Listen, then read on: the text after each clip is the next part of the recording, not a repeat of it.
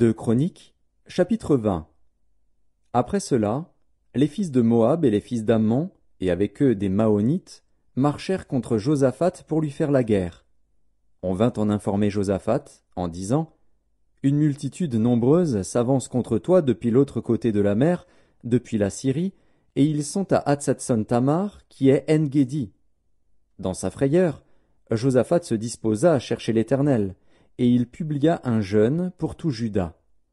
Juda s'assembla pour invoquer l'Éternel, et l'on vint de toutes les villes de Juda pour chercher l'Éternel. Josaphat se présenta au milieu de l'assemblée de Juda et de Jérusalem, dans la maison de l'Éternel, devant le nouveau parvis. Et il dit, « Éternel, Dieu de nos pères, n'es-tu pas Dieu dans les cieux, et n'est-ce pas toi qui domines sur tous les royaumes des nations? N'est-ce pas toi qui as en main la force et la puissance, et à qui nul ne peut résister? N'est-ce pas toi, ô notre Dieu, qui as chassé les habitants de ce pays devant ton peuple d'Israël, et qui l'as donné pour toujours à la postérité d'Abraham qui t'aimait?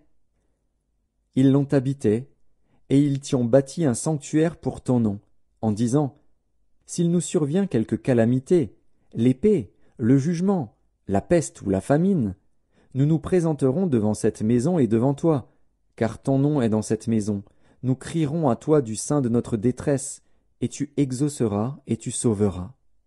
Maintenant voici, les fils d'Ammon et de Moab et ceux de la montagne de Séhir, chez lesquels tu n'as pas permis à Israël d'entrer quand il venait du pays d'Égypte, car il s'est détourné d'eux et ne les a pas détruits.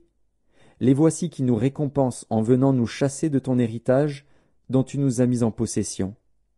Ô notre Dieu, n'exerceras-tu pas tes jugements sur eux? Car nous sommes sans force devant cette multitude nombreuse qui s'avance contre nous, et nous ne savons que faire, mais nos yeux sont sur toi. Tout Juda se tenait debout devant l'Éternel, avec leurs petits-enfants, leurs femmes et leurs fils. Alors l'Esprit de l'Éternel saisit au milieu de l'assemblée Jacaziel, fils de Zacharie, fils de Benaja, fils de Jéhiel, fils de Mattania, Lévite, d'entre les fils d'Asaph. Et Jacaziel dit, « Soyez attentifs, tout Juda et habitants de Jérusalem, et toi, roi Josaphat. Ainsi vous parle l'Éternel. Ne craignez point et ne vous effrayez point devant cette multitude nombreuse, car ce ne sera pas vous qui combattrez, ce sera Dieu. Demain, descendez contre eux. Ils vont monter par la colline de Tsitz, et vous les trouverez à l'extrémité de la vallée, en face du désert de Jéruel. Vous n'aurez point à combattre en cette affaire. Présentez-vous, tenez-vous là, et vous verrez la délivrance que l'Éternel vous accordera. Juda et Jérusalem, ne craignez point et ne vous effrayez point. Demain, sortez à leur rencontre, et l'Éternel sera avec vous. » Josaphat s'inclina le visage contre terre, et tout Juda et les habitants de Jérusalem tombèrent devant l'Éternel pour se prosterner en sa présence. Les Lévites d'entre les fils des Kéhatites et d'entre les fils des Coréites se levèrent pour célébrer d'une voix forte et haute l'Éternel, le Dieu d'Israël. Le lendemain, ils se mirent en marche de grand matin pour le désert de Tekoa. À leur départ, Josaphat se présenta et dit, « Écoutez-moi, Juda et habitants de Jérusalem. Confiez-vous en l'Éternel, votre Dieu, et vous serez affermis. Confiez-vous en ses prophètes, et vous réussirez. » Puis, d'accord avec le peuple, il nomma des chantres qui, revêtus d'ornements sacrés, et marchant devant l'armée, célébraient l'Éternel et disaient, « Louez l'Éternel, car sa miséricorde dure à toujours. » Au moment où l'on commençait les chants et les louanges, l'Éternel plaça une embuscade contre les fils d'Ammon et de Moab et ceux de la montagne de Séhir, qui étaient venus contre Juda, et ils furent battus. Les fils d'Ammon et de Moab se jetèrent sur les habitants de la montagne de Séhir pour les dévouer par interdit et les exterminer. Et quand ils en eurent fini avec les habitants de Séhir, ils s'aidèrent les uns les autres à se détruire. Lorsque Juda fut arrivé sur la hauteur d'où l'on aperçoit le désert, ils regardèrent du côté de la multitude, et voici, c'étaient des cadavres étendus à terre, et personne n'avait échappé. Josaphat et son peuple allèrent prendre leurs dépouilles. Ils trouvèrent parmi les cadavres d'abondantes richesses et des objets précieux, et ils en enlevèrent tant qu'ils ne purent tout emporter. Ils mirent 3 jours au pillage du butin, car il était considérable.